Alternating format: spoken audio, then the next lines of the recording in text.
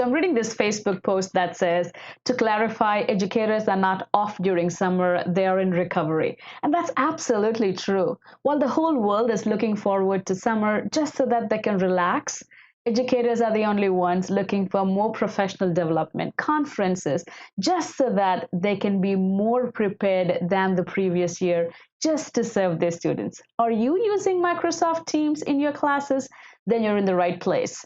Hey, my name is Bhavani Kola. Welcome back to my channel. In today's session, I will be showing you the 5 things you must do before you go on a summer break, just so that when you come back, you're much more relaxed and prepared for your students. So without further ado, let's go ahead and jump right into it.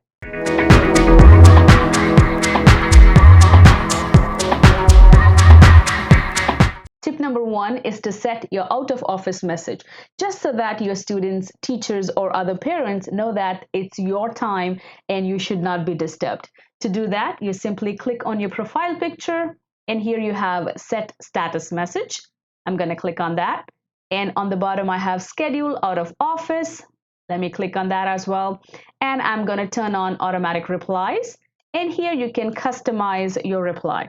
So you have an option to customize it for people inside your org. And when you click this little button here that says send replies outside my org, you have an option to customize this for people outside your org as well. I just keep one message for inside and outside because it's the same thing. I'm taking a break and I do not want to be disturbed at all.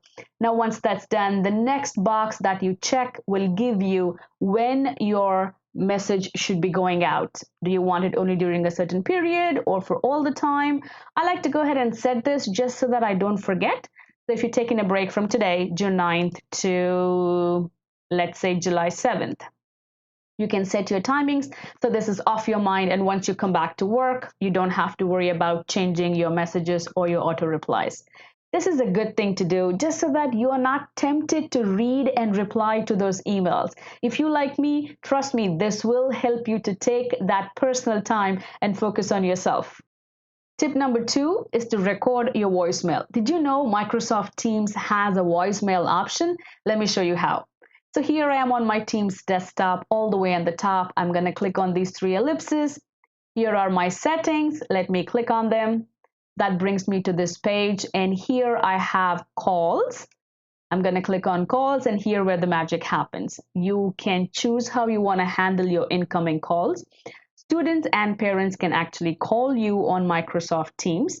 Do you want to forward the calls or you want just the calls to ring? Here are your options. And the next one, if you don't answer your call, what do you want to do?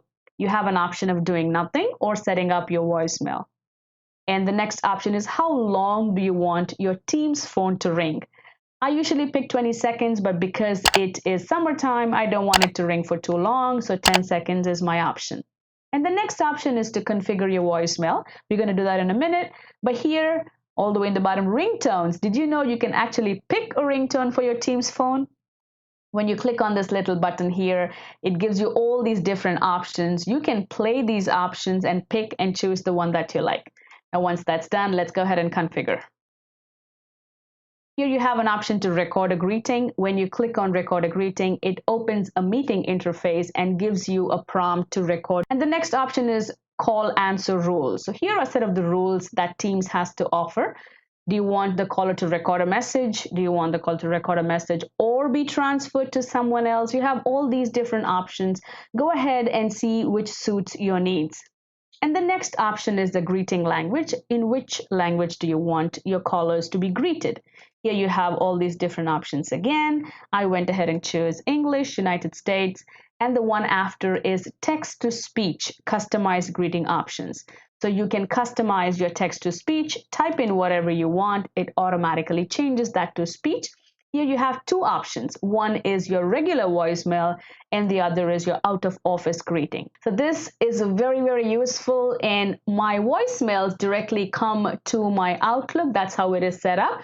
So if a student has an emergency, I either call back, or depending on what the voice message is, I can decide what to do. So this is a good option just for instructors who let the students call them on Teams. Now that you have set up your voicemail and your out of office message, let's go ahead and see what needs to be done inside the Teams classroom. This is tip number 3. So here I am using my samples Teams class to demonstrate, just so that I don't have to worry about blurring my students' names. So I'm going to click on my samples team. Here I am on general channel. I'm going to go ahead and click on grades tab. And here you have an option to export all your grades to Excel file. I highly recommend doing that, just so that you have a copy of all your grades and you know how important it is to maintain that gradebook. Tip number 4 is to export or save a copy of your OneNote book. You know how hard you have worked on that OneNote book, just so that your students have all the information that they need in one place. So here I am on my Teams app, and here is my class notebook inside the Teams. I'm going to click on this little icon here and open this class notebook in my desktop app. I think I have done that already. So here is my class notebook. I have worked very hard for all these notes, and trust me, I do not want to do this again for next semester.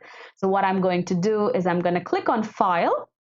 And here I have an option to export. So I'm going to click on export, and it's going to ask me, what do you want to export? A single page, a section, or the entire notebook? Depending on what you have done on your notebook, go ahead and pick that. I want to export my entire notebook. So I'm going to click on notebook, and here it again gives you an option. What do you want to export it as? Do you want to export it as a PDF file, XPS file, or a web file? I highly recommend clicking on OneNote package if you're planning to use this notebook next year again as a class notebook inside Teams. So I'm going to click on that option and simply click export. And it's going to ask you to save it. Go ahead and save it wherever you want. It's that simple. Tip number 5 is to archive your team. Let's say you're temporarily done with your team, but you're quite not ready to delete it yet. Archiving is your best option. Once archived, you can always restore your team or delete it. But once you have archived your team, it only gives the users the read-only option. Let me show you how to archive it. So here I am on my desktop app, and here are all my teams. All the way on the right-hand top corner, I have this little settings option. When I click on it, here I have Manage Teams. I'm going to click on Manage Teams. As you can see, these are all the teams that I am in.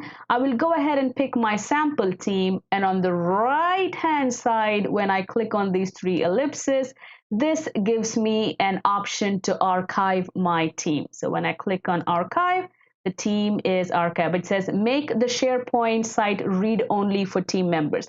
So if you do not want your students to go back and do something, make sure you check this option. I'm going to keep it unchecked for now, and I'm going to click archive. And once that's done, all the way in the bottom, let me move up here. All the way in the bottom here, you see that one team has been archived. Let me click on that. And let's just say you want to bring it back. Go back to these 3 ellipses, and you can restore your team. I hope you enjoyed this video. I hope you learned something new today, and I'm sure you're looking forward to the summer break, just so that you can drink that coffee before it gets cold. Leave a comment in the comment section below. Let me know what you are looking forward to during this summer break. If you enjoyed this video, please make sure you like, subscribe, and if you think it's worth sharing, please go ahead and do so. There could be an educator who might really need these 5 tips just so that they can start the next school year in peace. And always remember, happy teaching, and please take care of yourself. Don't forget, we earned it, so let's celebrate it.